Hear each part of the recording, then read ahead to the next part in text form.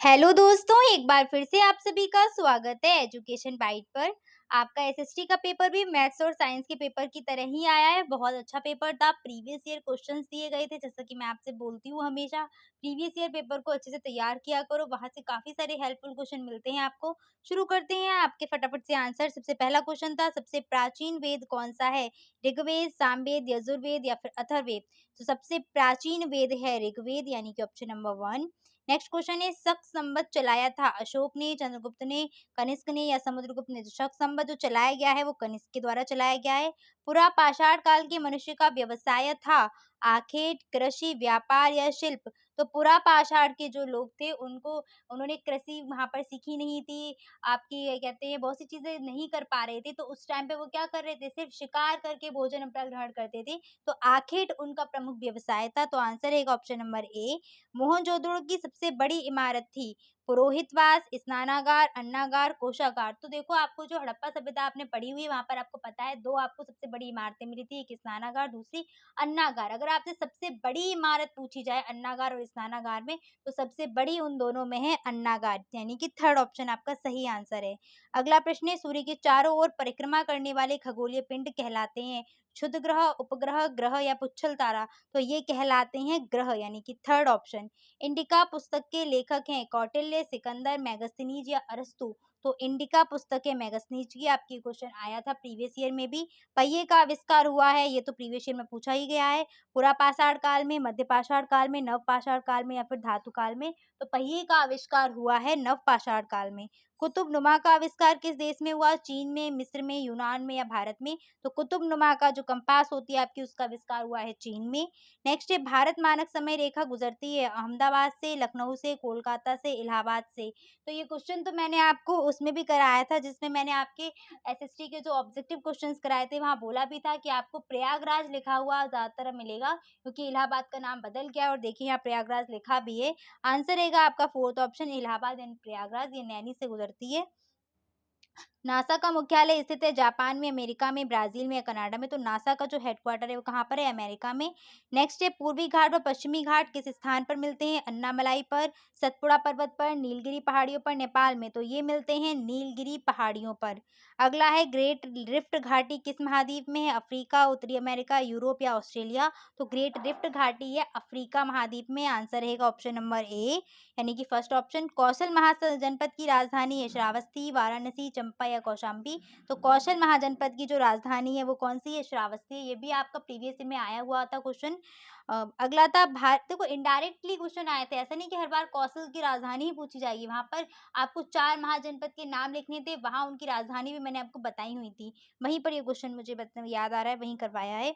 अगला है, भारत की सबसे लंबी तटरेखा वाला राज्य है केरल, गुजरात, गोवा, तमिलनाडु? तो सबसे लंबी जो तटरेखा है वो किसकी है? गुजरात की है। आंसर रहेगा ऑप्शन नंबर 2।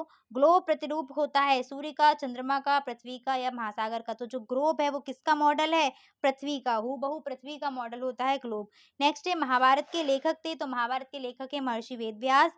बौद्ध धर्म के संस्थापक कौन थे? तो बौद्ध धर्म की स्थापना किसने की है? महात्मा बुद्ध ने की है। परिभ्रमण किसे कहते हैं? तो अपनी अक्ष पर ही घूमना परिभ्रमण कहलाता है। पृथ्वी का अपनी अक्ष पर घूमना क्या है?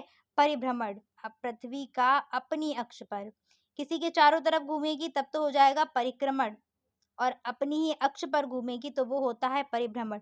भारत के 2 पड़ोसी देश के नाम लिखने थे, तो आप लिख सकते थे नेपाल हो गया, बांग्लादेश हो गया आपका, पाकिस्तान, श्रीलंका, जो चाहे वो लिख सकते थे। सबसे छोटे महाद्वीप का नाम लिखना है तो आपका ऑस्ट्रेलिया सबसे छोटा महाद्वीप हो जाएगा। अर्थशास्त्र के जनक किसे कहते हैं? तो एडम स्मिथ। जिले के मुख्य अधिकारी कौन है? जिलाधिकारी होता है। कृषि का आरंभ किस काल से हुआ? नवपाषाण काल से हुआ है। कृषि और पहिए दोनों का ही आपका नवपाषाण काल है। नगर निगम की आय के स्रोत क्या-क्या रहेंगे?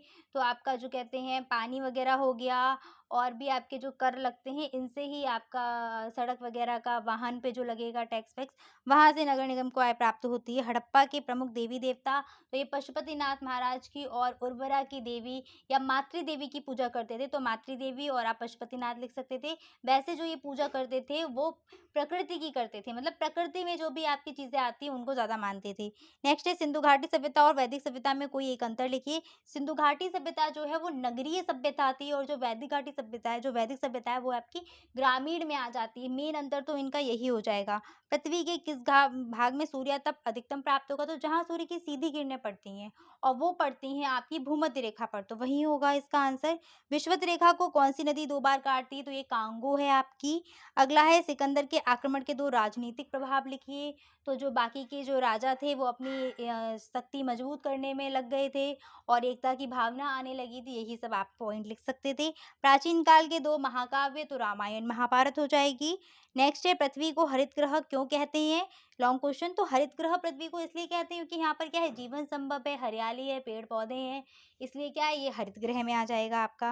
मौर्य साम्राज्य के पतन का क्या कारण है? तो देखो, मौर्य साम्राज्य के पतन का मुख्य कारण ये है कि उत्तराधिकारी अशोक जो थे, सम्राट अशोक, उनके बाद कोई योग्य उत्तराधिकारी नहीं आया था। सबसे मेन कारण तो आपका यही हो जाएगा, योग्य उत्तराधिकारी ना होना।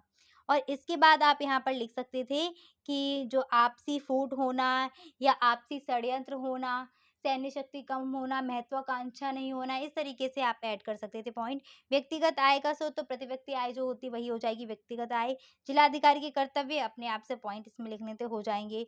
बौद्ध धर्म के प्रमुख सिद्धांत, ये भी कर लिया होगा। अक्षांश देशांतर रेखाओं में अंतर, तो अक्षांश रेखाएं कौन सी, जैसे ये अगर आपकी पृथ्वी है तो जो पश्चिम से लेकर पूर्व तक की आपकी जो रेखाएं खींची हुई है ये अक्षांश हो जाएंगी और जो ध्रुवों को मिलाते हुए रेखाएं खींची जाती हैं वो क्या होती है, देशांतर रेखाएं होती हैं। ठीक है। जैव मंडल, जैव मंडल लिख दिया होगा। जीव जंतु, साथ साथ आपका जो पूरा स्थल मंडल सब मिलके जहाँ पे रहेंगे वो कहलाता है जैव मंडल। भारत की प्राकृतिक वनस्पतियों का वर्णन कीजिए, जिसमें आप लिख सकते थे जो भी आपकी सदाबहार वन वगैरह इत्यादि यहाँ पर हो जाते। नगर निगम की संरचना व कार्यों का वर्णन करो, ये क्वेश्चन भी आपने कर दिया होगा।